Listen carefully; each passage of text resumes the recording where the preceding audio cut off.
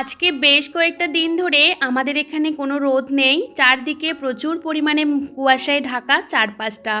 এতটা ঠান্ডা পরিবেশ, ইচ্ছে করলেও শুয়ে থাকতে পারি। তবে কি বলতো, সকালে ওঠা আমার অভ্যাস, সেহেতু সকাল না হতে হতে আমার কিন্তু ঘুমটা ভেঙে যায়।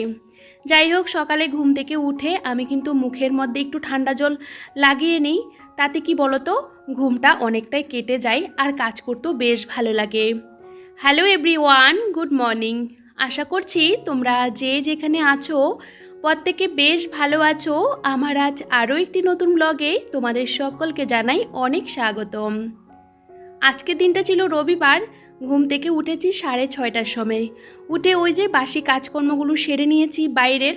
তো ভাবলাম চলো জামা কাপড়গুলো ভিজিয়ে দিই। মাঝখানে ছেলেও ঘুম থেকে উঠে পড়েছিল, ওকে আবার ঘুম পাড়িয়ে দিয়েছি। যেহেতু জানো তো অনেকটা সকালে ও ঘুম থেকে উঠে পড়ে, তাহলে ওকে একটু ঘুম পাড়িয়ে দিলে আমি আমার মতন করে কাজকর্মগুলো করতে পারি। আমাদের এখানে আজকে বেশ কয়েকটা দিন ধরে ভীষণ ঠান্ডা পড়ছে, আর আমরা চাইলে বাড়ির বউরা একটু শুয়ে থাকতে পারি না, কারণ একা সংসারে সমস্ত কাজবাজগুলো করতে হয়। তার মধ্যে ছোট্ট বাচ্চা আছে, ওর খাবার রেডি করতে হয়, আরও অনেক কত কাজকর্ম। তার মধ্যে আমার জল শেষ হয়ে গেছে, জল নেওয়ার জন্য আমি অনেকটা সকালে উঠে পড়েছি।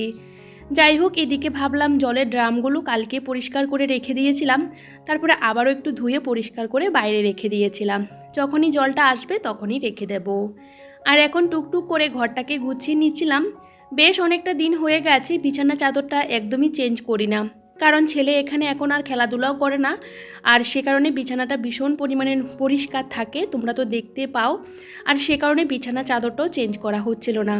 আগে তো গরমকালে এখানে বসতো, সমস্ত খেলাধুলা এখানেই করতো। আমি পড়াশোনাটাও এখন ওই ঘরে করানোর চেষ্টা করি, কারণ কি বলতো, এখন যেহেতু শীতকাল, মশাও প্রচুর হয়। তো আমি যেহেতু দুপুরবেলা ওকে ঘুম পাড়াই, ওই ঘরে কিন্তু মশারিটা আটকে রাখি। তো মশারির নিচে কিন্তু ওকে পড়াশোনা করানো, সবটা করানোর চেষ্টা করি। সেহেতু এই ঘরের বিছানাটা ভীষণ পরিষ্কার। তো আজকে তো রবিবার, ছুটির দিন। তো ভাবলাম যেহেতু সকাল সকাল উঠেছি, এই ঘরটাকে একটু ভালো করে পরিষ্কার করে নিই। প্রথমে আমি কিন্তু ওয়ালগুলোকে ভালো করে পরিষ্কার করে নিয়েছিলাম, আর ঘরের পাখাটাও কিন্তু পরিষ্কার করে নিয়েছি। সেটা তোমাদের সাথে শেয়ার করিনি। আর এখন ভাবলাম চলো ঘরটাকে ভালো করে ঝাড়টা দিয়ে দিই। আমার ঘরে যেহেতু আমি কার্পেটগুলো পেতে রাখি, তো সকালবেলা যখন ঘরটা ঝাড় দিই, কার্পেটের উপরের সামনের জায়গাটা ঝাড় দিয়ে নিই। সেহেতু কার্পেটটা ভালো করে উঠানোর পর কিন্তু আবারও একবার ঝাড় দিতে হয়। তো সেই কাজটা এখনই করে নিচ্ছিলাম। আজকে মনে হচ্ছে না রোদ্দুর উঠবে, বাইরের কিন্তু পরিবেশটা বেশি একটা ভালো নেই। তবে আমাদের বাড়িতে হালকা হালকা রোদের আবছা আসছিল। তবে বাইরে না ভীষণ পরিমাণে হাওয়া লাগছিল, তবে কিছু যেন দিতে পারিনি। তো দেখো, এখন ঘরটাকে ভালো করে গুছিয়ে নেব। তার আগে ভাবলাম চলো প্রত্যেকটা জায়গা একটু ঝেড়ে নিই। চেয়ারের মধ্যে যে কাপড়গুলো দেওয়া থাকে সেগুলোকেও কিন্তু ভালো করে ঝেড়ে পরিষ্কার করে আবারও দিয়ে রেখেছিলাম। যেহেতু আমরা এই ঘরের মধ্যে থাকি না, ওই যে পোকামাকড় আসে, তো সেহেতু একটু ঝেড়ে টেড়ে পরিষ্কার করে রাখারও চেষ্টা করছি। আর এখন এই যে ঘরটাকে ভালো করে গুছিয়ে নিয়ে এখন কিন্তু ঝাড়টা দিয়ে দিচ্ছিলাম। আর এদিকে ছেলে যেহেতু ঘুমাচ্ছিল, কাজকর্মগুলো একটু আস্তে আস্তে করার চেষ্টা করি। ওই যে কখন উঠে পড়ে তার কোনো ঠিক নেই। আর আমি কিন্তু প্রত্যেকটা দিন রাতেরবেলা চেষ্টা করি রান্নাঘরটাকে পরিষ্কার করে গুছিয়ে রাখতে। তবে জানো তো, প্রচুর পরিমাণে টিকটিকি পটি করে রাখে। সেহেতু কি বলতো, বাসনের ঝুড়িটার উপরে একটা কাপড় দিয়ে রাখি। সকালবেলা প্রত্যেকটা দিন হলে আমাকে কিন্তু ওই যে কাপড়টা ভালো করে ঝাড়তে হয়, আর প্রত্যেকটা জায়গা ভালো করে একটু মুছে নিতে হয়। যতই রাতেরবেলা মুছে রাখি না কেন, এটা কিন্তু প্রত্যেকটা বাড়ির বই করে। যে আমি করি সেটা নাই, সবাই করে। আমি করি যেহেতু তোমাদের সাথে শেয়ার করার চেষ্টা করি। তবে একটু ভালো করে না মুছলে না পরবর্তীকালে রান্নাবান্না করতেও ভালো লাগে না। সকালবেলা আমাদের সবারই কিন্তু উচিত রান্নাঘরটাকে ভালো করে একটু পরিষ্কার করে নেওয়ার, তারপরে রান্নাবান্নাগুলো করার দরকার। তো দেখো, এদিকে রান্নাঘরটাকে একটু পরিষ্কার করে নিচ্ছিলাম। আর এখন এই যে টুকটুক করে গুছিয়েও নেব। আর রাতেরবেলা যে থালা বাসনগুলো মেজে রাখি সবটা এখন ঢেকে রেখেছি, পরে জায়গাতেই রেখে দেব। আর এদিকে দেখো, ছেলেও ঘুম থেকে উঠে পড়েছে, উঠেই কিন্তু বাইরে চলে এসেছে আর ভীষণ দুষ্টুমি করা শুরু করে দিয়েছে। তো ভাবলাম চলো এদিকে জামা কাপড়গুলো কেচে দিই। রোদ তো নেই, কিন্তু ভীষণ হাওয়া দিচ্ছে, যদি হাওয়াতে একটু শুকিয়ে যায় তাহলে তো বেশ ভালো হবে, তাই না? আর ছেলের কিন্তু পুরো স্কুলের জামাগুলো ধুইনি, শুধু প্যান্টটা আর ওর মুজুগুলো ধুয়ে দিয়েছি।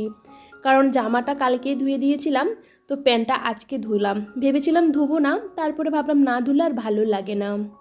আর এদিকে জলও আসলো, জলটাও রাখলাম। আর এখন ছেলেকে একটু ফ্রেশ করিয়ে তারপরে সকালের টিফিনটা বানাবো।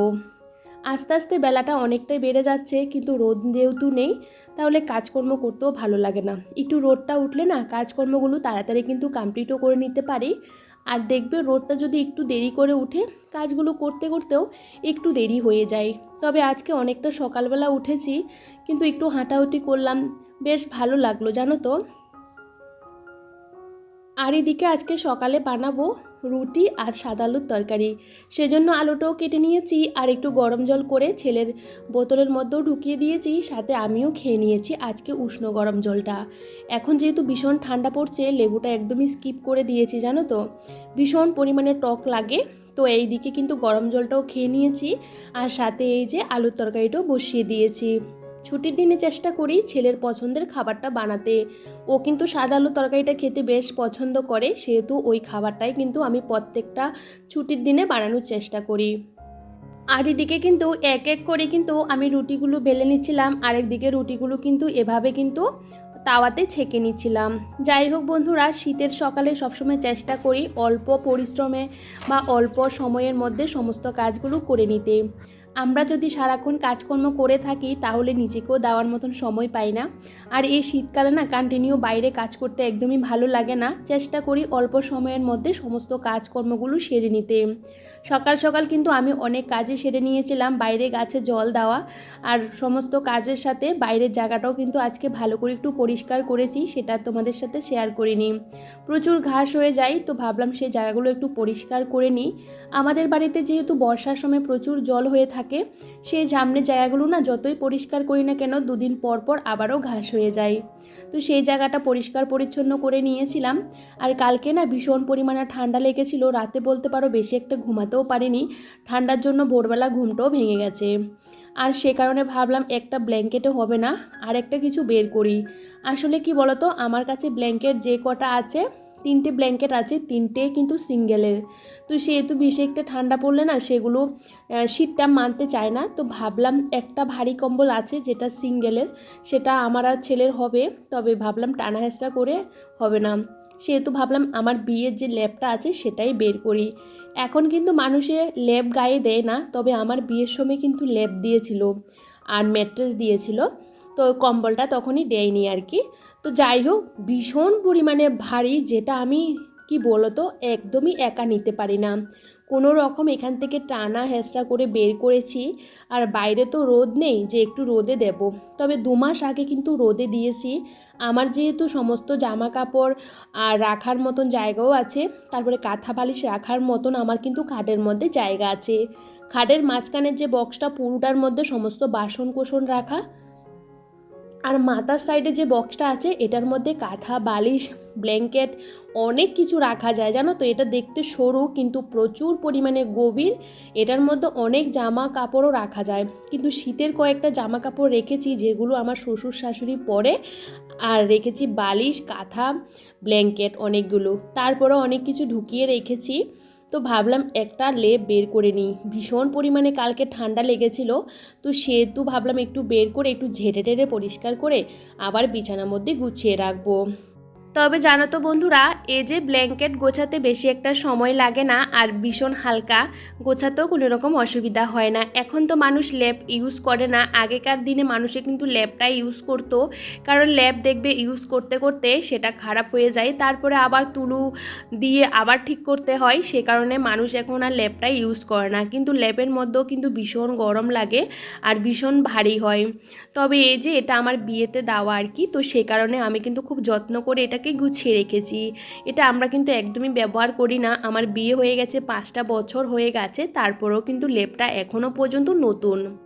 আর এবার যেহেতু আমি বাবার বাড়িতে গেছিলাম, আমি যখন বাবার বাড়িতে প্রত্যেকটা বার যাই সেলাই মেশিনে আমি অনেক কিছু সেলাই করে নিয়ে আসি। যেহেতু আমি সেলাই মেশিনের কাজ করতে পারি, তবে আমি কিন্তু 2টো কাবার সেলাই করেছি, যেটা একটা লেপের জন্য আর একটা কি বলতো ব্ল্যাঙ্কেটের জন্য। তো দুটোর মধ্যে দুটো কিন্তু লাগিয়ে নিয়েছিলাম।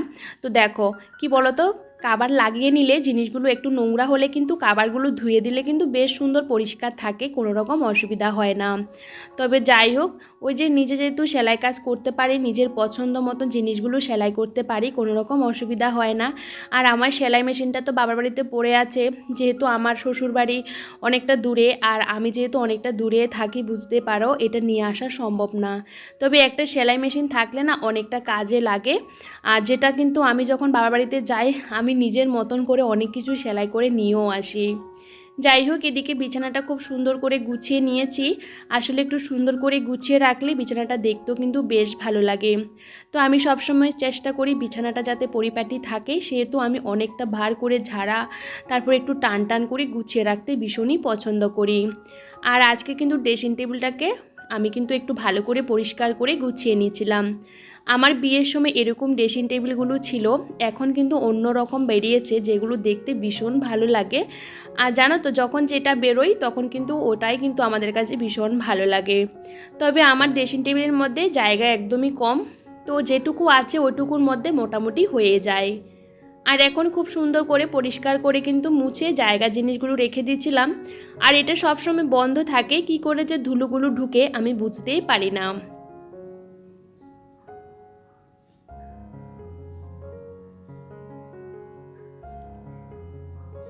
আর এদিকে ড্রেসিং টেবিলটাও কিন্তু ভালো করে গুছিয়ে নিয়েছি। আর এদিকে কিন্তু ঘড়ির কাঁটা ছুটছে, এখন কিন্তু 10:45 মতো বেজে গেছে।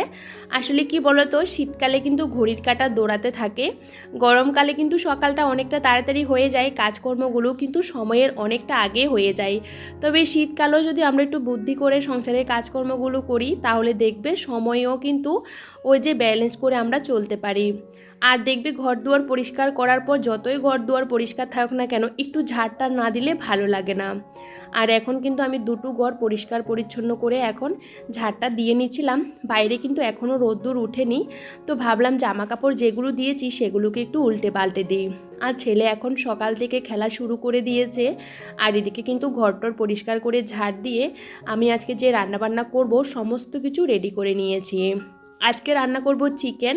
তো একটুখানি চিকেন আমি ছেলের জন্য রেখে দিয়েছি আলাদা করে, ওকে পকোড়া বা রান্না করে খাওয়াবো অন্য আরেক দিন। তো আর কিছুটা আমি কিন্তু রান্না করব। আজকে শুধু চিকেনটাই রান্না করব। কালকে যেহেতু বেশ খানিকটা মাছের তরকারি রয়ে গেছে, তারপরে ধনেপাতা বাটাও রয়ে গেছে। আসলে একা মানুষ তো একটা রান্না করলে হয়েও যায়। আর এখানে একটু পাঁপড় ভেজে নিয়েছি, ভাবলাম ছেলেকে তো অনেকক্ষণ আগে খাইয়েছি, কয়েকটা পাঁপড় ভেজে নিই, ওকে একটু দিই, আর ভাতের সাথেও খাওয়া হবে। আর ও কিন্তু পাঁপড় খেতে ভীষণ পছন্দ করে। তো আগে কয়েকটা ভেজে নিয়েছি, তারপরে এই যে কড়াইতে সমস্ত মশলা দিয়ে কিন্তু ভালো করে কষিয়ে নেব। আমরা কিন্তু মাংস সবাই একই রকমই রান্না করি সমস্ত মশলা দিয়ে, তারপরেও এক একজনের রান্না এক এক রকম হয়। তো চেষ্টা করি চিকেনটা একটু ভালো করে রান্না করার, কারণ আমার ছেলে না হলে খাবে না। একটু কষিয়ে কষিয়ে রান্না করার চেষ্টা করি। আজকে চিকেনের মধ্যে আমি কিন্তু 4টে লঙ্কা দিয়ে দিয়েছি, কারণ কি বলতো, চিকেনের মধ্যে তো লঙ্কা ছাড়া রান্না করলে সেটা খেতেও ভালো লাগে না। তবে ও না ঝোলটা খেতে পারে না, শুধু চিকেনটাই খায়, আলুও খেতে চায় না। তো দেখবে চিকেনটা যদি একটু ঝাল হয় খেতেও বেশ ভালো লাগে। খাওয়ার সময় ওকে একটু মুছে মুছে দেওয়ার চেষ্টা করি, না হলে কিন্তু এরকম ঝাল খেতে পারে না। আর এই যে ভালো করে কষিয়ে নিয়েছি, আর আমি একটু ঢাকা দিয়ে দিয়ে রান্না করি, সেহেতু কিন্তু চিকেন আলু সমস্ত কিছু ভালো করে সেদ্ধ হয়ে যায়। চিকেন রান্না করতে দেখবি বেশিক্ষণ সময় লাগে না, তাড়াতাড়ি করে কিন্তু হয়েও যায়। আর এই যে আমার রান্না হয়ে গেছে, কালকে যে মাছের তরকারিটা সেটাও কিন্তু আমি গরম করে নিয়েছি। তো ভাবলাম চলো, এই যে রয়ে গেছে, যেহেতু তরকারি রয়ে যায় না, সেহেতু আর বাদ বাকি আর কিছুই রান্না করতে ইচ্ছে করে না। আমার ছেলে চিকেন হলে হয়ে যায়। আর এখন এই যে থালা বাসন সমস্ত কিছু মেজে নিয়েছি, আর এখন রান্নাঘরটাকে একটু পরিষ্কার করে নেব। যদিও বা আমি রান্না করতে করতে থালা বাসন আগেই মেজে নিয়েছি, তারপরে রান্নাঘরটা পরিষ্কার করতে একটু আমার সময় লেগে যায়। আর এদিকে দেখো, আবারও একবার ঘরটরগুলো ঝাড় দিয়ে নিয়েছি, এখন কিন্তু ঘরটাকে মুছে নিচ্ছিলাম।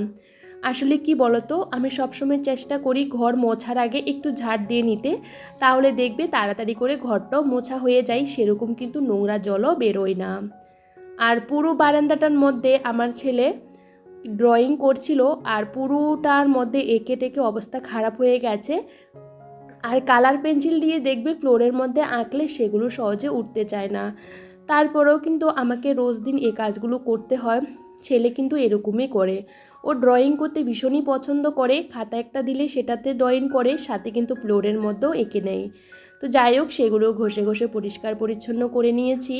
আর এই যে ঘরটাও কিন্তু শুকিয়ে গেছে, আমিও কিন্তু চানটা করে চলে আসব। তার আগে ভাবলাম চলো এই যে ঘরটা এখন গোছানো, ঘরটা যখন গোছানো থাকে মন থেকে বেশ ভালো লাগে।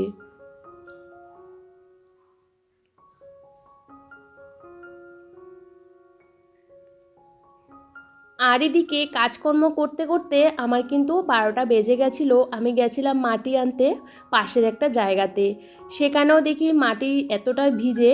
তো ভাবলাম চলো আমার এখান থেকে একটু মাটি দিই। আসলে কি বলতো, আলু গাছের মধ্যে মাটি না থাকলে সেখানে আলুও হয় না। তো দেখো এই জায়গাটা থেকে আমি কিন্তু কোদাল দিয়ে একটা সাইড সরিয়ে সরিয়ে কিন্তু মাটিগুলো উঠিয়ে দিয়েছি। আর ভাবলাম যেখানে মাটির জন্য রেখে গেছিলাম সেখানে মাটিগুলো একটু উঠিয়ে রেখেছি, ভাবলাম যখন শুকাবে সেগুলো নিয়ে আসব। আমাদের বাড়িতে মাটির ভীষণই অভাব জানো তো। তো বাইরে যত মাটি আছে সেগুলো সমস্ত কাদা মাটি, সেগুলো গাছের মধ্যে দিলে না ফলন আর বেশি ভালো হবে না। যাই হোক, এই মুহূর্তে বেশ খানিকটা সময় পেরিয়ে গেছে। চান দান করে আমি কিন্তু পুজো টুজো করে ছেলেকে খাইয়ে দাইয়ে আমি নিজেও খাওয়া দাওয়াটা করে নিয়েছি। এখন এই যে জামা কাপড়গুলো ধুয়েছি সেগুলো কোনো রকম শুকিয়ে গেছে বলতে পারো। তো ভাবলাম চলো গুছিয়ে রেখে দিই। তবে চলো, আজকে ব্লগটা অনেকটাই বড় হয়ে গেছে বন্ধুরা। আর আজকে ব্লগটা তোমাদের কেমন লাগলো কমেন্ট করে জানাতে একদমই ভুলো না। সবাই ভীষণ ভালো থেকো, সুস্থ থেকো সবাই পরিবারকে নিয়ে। তাহলে আজ আসি বন্ধুরা, সবাইকে টাটা।